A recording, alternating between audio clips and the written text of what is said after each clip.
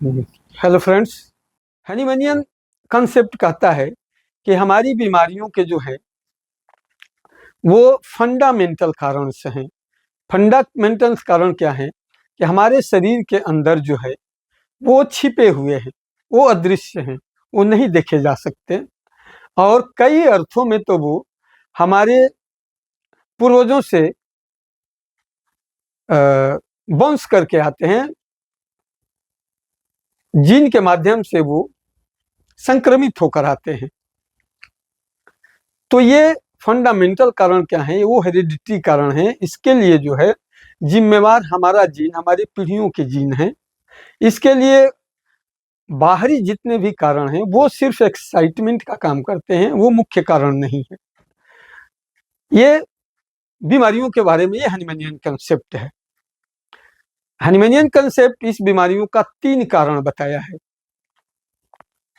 सोरा, syphilis और साइकोसिस। ये 3 ही कारण जो हैं वो फंडामेंटल कारण हैं और इसके लिए वो व्यक्ति जो है वो कहीं से भी जिम्मेवार नहीं है। ये छिपे रूप से उसके रक्त कण में, जीन में ये विषाक्त पदार्थ जो है वो घुस आता है, या उसके मदर फादर, उसके ग्रैंड मदर फादर, उसके दादा दादी, नाना नानी, इन परंपराओं से वो सफर करके आते रहता है और हर पीढ़ी में हमारी प्रतिरक्षा प्रणाली से वो लड़ाई करते हुए आता है और हमारी प्रतिरक्षा प्रणाली को कमजोर करते रहता है। अब आप पूछ सकते हैं कि सोरा आता कहाँ से है? इसका भी तो कोई कारण होगा और ये सवाल उठना स्वाभाविक भी है और आवश्यक भी। इसके बारे में हमारे मनीषियों ने बड़ा बढ़िया कंसेप्ट दिया था, लेकिन उसका वैज्ञानिकरण नहीं हुआ और वो कंसेप्ट अपना दम तोड़ दिया। हमारे मनीषियों ने कहा है कि आप किसी के बारे में बुरा मत सोचिए, किसी का अहित मत कीजिए, किसी को नुकसान पहुंचाने की कोशिश मत कीजिए, अतिरिक्त धन संग्रह मत कीजिए। हमारी जीवन शैली बताई गई है और इसी को हनीमैन साहब ने कहा है मेंटल इचिंग। ये मेंटल इचिंग जो है फादर एंड मदर होता है सोरा का, और मैंने इसके पहले ही बता दिया है कि मन ही पहले बीमार होता है, तब शरीर बीमार होता है। तो ये मेंटल इचिंग को अगर आपने अपनी साधना से नहीं रोका तो ये बार बार मानसिक खुजली जो है वो शारीरिक खुजली के रूप में प्रदर्शित होती है और आपके ऊपर जो है शरीर के ऊपर इचिंग होना शुरू होता है, इरप्शन होना शुरू होता है, छोटी छोटी थोड़ा फुंसियाँ दिखाई जो शुरू होती हैं। यहाँ से आप पता लगा सकते हैं कि बहुत पहले से आपके अंदर मेंटल इचिंग आ रही है। अब आप इसके लिए आपको आत्मग्लानि का शिकार भी नहीं होना है। ये इचिंग वंश परंपरा से भी आ सकती है और ये इचिंग कोई जबरदस्ती नहीं बुला सकता है। ये सामाजिक विद्रूपता के कारण भी आ सकती है। अगर बार बार कोई आपको अहित करना चाहता है तो रिवोल्ट में आप भी अपनी प्रतिरक्षा जरूर करना चाहेंगे और यहीं से दोनों तरफ से मेंटल इचिंग शुरू हो जाता है। और मेंटल इचिंग जो है ये क्या है कि मैंने बताया कि मेंटल इचिंग बार बार होने से ही हमारे फिजिकल इचिंग के रूप में कन्वर्ट हो जाता है और ये सोरा की विद्यमान्यता प्रेजेंटेशन का ये प्रमाण है और सिम्टम है। और आपको एक बात और मैं बता दूं कि psora is the host of all diseases. अगर आपके अंदर सोरा विद्यमान है तो तमाम बीमारियों का ये होस्टिंग करता है, तमाम बीमारियों का स्वागत करता है, तमाम बीमारियों को बुलाकर मल्यार्पण करता है।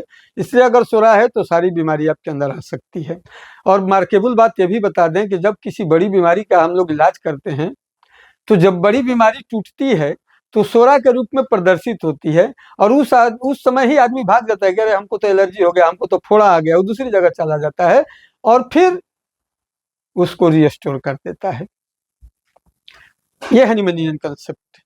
हनीमैनियन कंसेप्ट इतना ही नहीं है, ये चूंकि एक परफेक्ट पैथी है मेडिसिन के बारे में। हनीमैनियन कंसेप्ट बिल्कुल अलग है।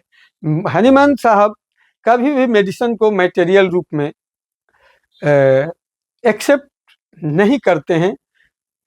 उनका ये कंसेप्ट है कि हमारी जो वाइटल एनर्जी है वो अदृश्य है, वो दिखती नहीं है। तो इको फ्रेंडली मेडिसिन रिलेशन तभी बना सकती है जब वो मैटर के रूप में नहीं, वो भी अदृश्य हो, वो भी एनर्जी के रूप में हो। ये एक बहुत बड़ा इन्वेंशन है, ये एक मॉडर्न साइंस है।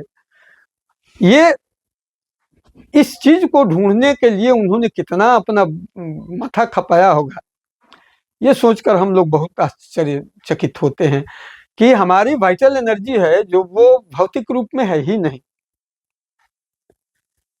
वो अदृश्य है, वो नहीं दिखती है।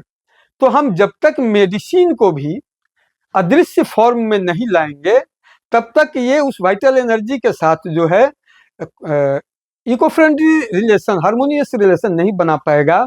ये हमेशा ओवरलोड करते रहेगा उस वाइटल एनर्जी को, और थक जाएगी वाइटल एनर्जी, और थक कर उसके साथ संबंध खराब कर लेगी। इसलिए हमारा जो इसमें न्यूक्लियस डिफ्यूजन लॉ है, हमारा आणविक जो सिद्धांत है, उसको इस जीव विज्ञान में लागू किए और मैटर को तोड़ते तोड़ते उसको तब तक तोड़ते गए जब तक कि एक मैटर फिजिकल रूप में वो अदृश्य न हो जाए, वो उसके एक एक पदार्थ जो है अदृश्य न हो जाए।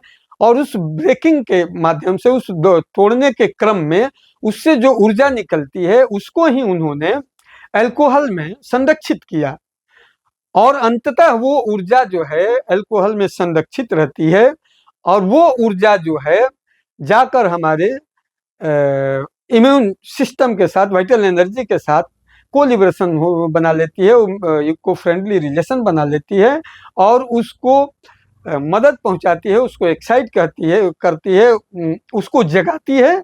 और इम्यून सिस्टम को जगा देना ही बीमारी को दूर करने का एकमात्र रास्ता है। ये है ह्यूमनियन कंसेप्ट मेडिसिन के बारे में। डिजीज के बारे में मैंने बता दिया, मेडिसिन के बारे में बता दिया आपको। अब आपको थोड़ा सा बीमारी के बारे में परिभाषित मैं कर दूं। हनीमैन साहब ने बीमारी का परिभाषा जो दिया है वो मैंने पहले आपको बता दिया है।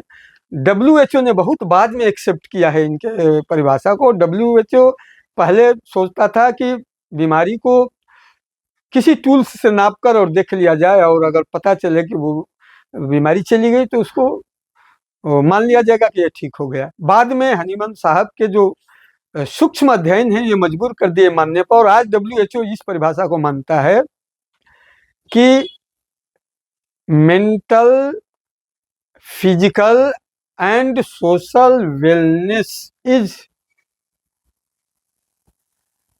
क्योरनेस।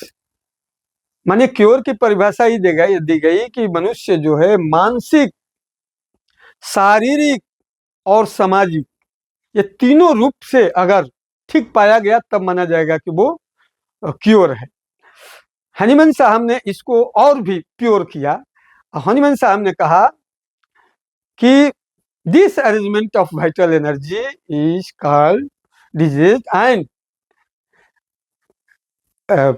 Restoration to seek of health is क्योरनेस।